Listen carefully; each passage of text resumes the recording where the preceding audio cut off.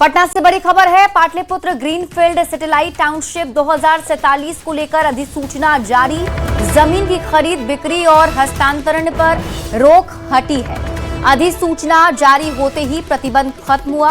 60 दिनों तक आमजन से सुझाव और आपत्तियां ली जाएंगी।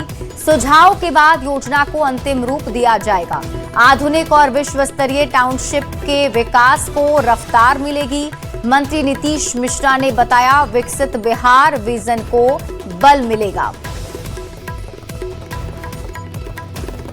तो पटना से आपको इस वक्त की बड़ी खबर बता रहे हैं। आम लोगों के लिए ये बड़ी खबर। अब सरकार की तरफ से रोक हटा दी गई है। पाटलिपुत्र सैटेलाइट टाउनशिप योजना से जुड़ी बड़ी जानकारी आपको दे रहे हैं। योजना को लेकर अधिसूचना सरकार ने जारी की है, जिसमें जमीन खरीद बिक्री पर जो रोक लगी थी उसे हटा दिया गया है। न्यूज 18 संवाददाता आनंद अमृतराज अधिक जानकारी के साथ जुड़ गए हैं। आनंद, क्या अपडेट? देखिए, निश्चित तौर पे बिहार सरकार ने घोषणा किया था कि बिहार में 12 सैटेलाइट टाउनशिप का निर्माण किया जाएगा और उसमें कुछ जगह ऐसे थे जहां पे जमीन को खरीद बिक्री पर रोक लगा दी गई थी। जैसे इसमें पाटलिपुत्र ग्रीनफील्ड जो टाउनशिप है वहां पे खरीद बिक्री पर, जमीन के क्रय बिक्री पर रोक लगा दी गई थी, या फिर जो हस्तांतरण होता है उस पर भी रोक लगाई गई थी।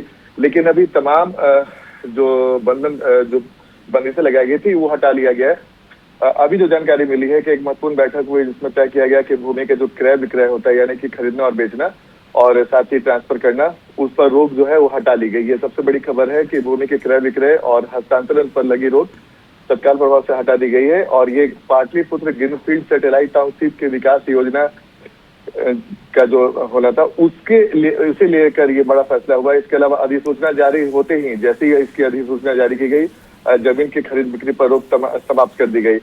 आज बैठक में ये बड़ा फैसला लिया गया और 60 दिनों तक, सबसे महत्वपूर्ण बात है कि पाटलिपुत्र ग्रीनफील्ड सैटेलाइट टाउनशिप के लिए 60 दिनों तक जो जमीन के मालिक है उनसे सुझाव मांगे जाएंगे, आमजनों से भी सुझाव मांगे जाएंगे। उनकी आपत्तियां क्या है, क्या क्या कुछ सुझाव दिया जाता है, वो तमाम चीजें मांगी जाएंगी। और साथ में जब तमाम सुझाव आएंगे उसके बाद जो योजना है, जो पाटलिपुत्र ग्रीनफील्ड सैटेलाइट टाउनशिप का निर्माण होगा, उसके बाद उस सुझाव के आधार पर योजना को फिर आगे अंतिम रूप दिया जाएगा। जैसे तो बिहार सरकार की कोशिश है कि एक ऐसा आधुनिक और व्यवस्थित शहर का निर्माण कराया जाए जो बिहार के लिए बहुत महत्वपूर्ण, और चूंकि राजधानी पटना के ठीक बगल में ये पाटलिपुत्र ग्रीनफील्ड सैटेलाइट टाउनशिप का निर्माण होना है, तो उसके लिए और भी महत्व इसका बढ़ जाता है। और जाहिर तौर पर बिहार सरकार की कोशिश है कि आधुनिक और सुनियोजित शहर के विकास के लिए तेज गति मिलेगी।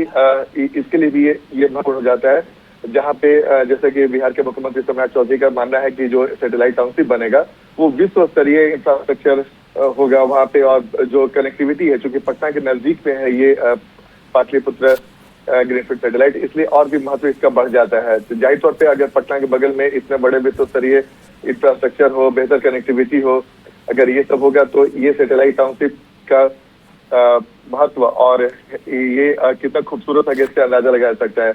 और सबसे बड़ी बात है कि पर्यावरण का अनुकूल और नागरिक केंद्रित विकास मॉडल भी तैयार होगा।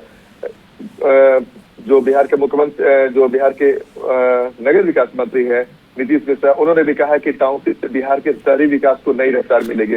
लेकिन सबसे महत्वपूर्ण बात है कि पाटलिपुत्र ग्रीनफील्ड सैटेलाइट टाउनशिप के विकास योजना की अधिसूचना जारी हो गई है और भूमि के क्रय विक्रय और हस्तांतरण पर लगी रोक हटाई गई है। ये अब तक की सबसे बड़ी खबर है सैटेलाइट टाउनशिप को लेकर। जी ठीक है आनंद, आप इस खबर पर नजर बनाकर रखिए। शुक्रिया इस अपडेट के लिए।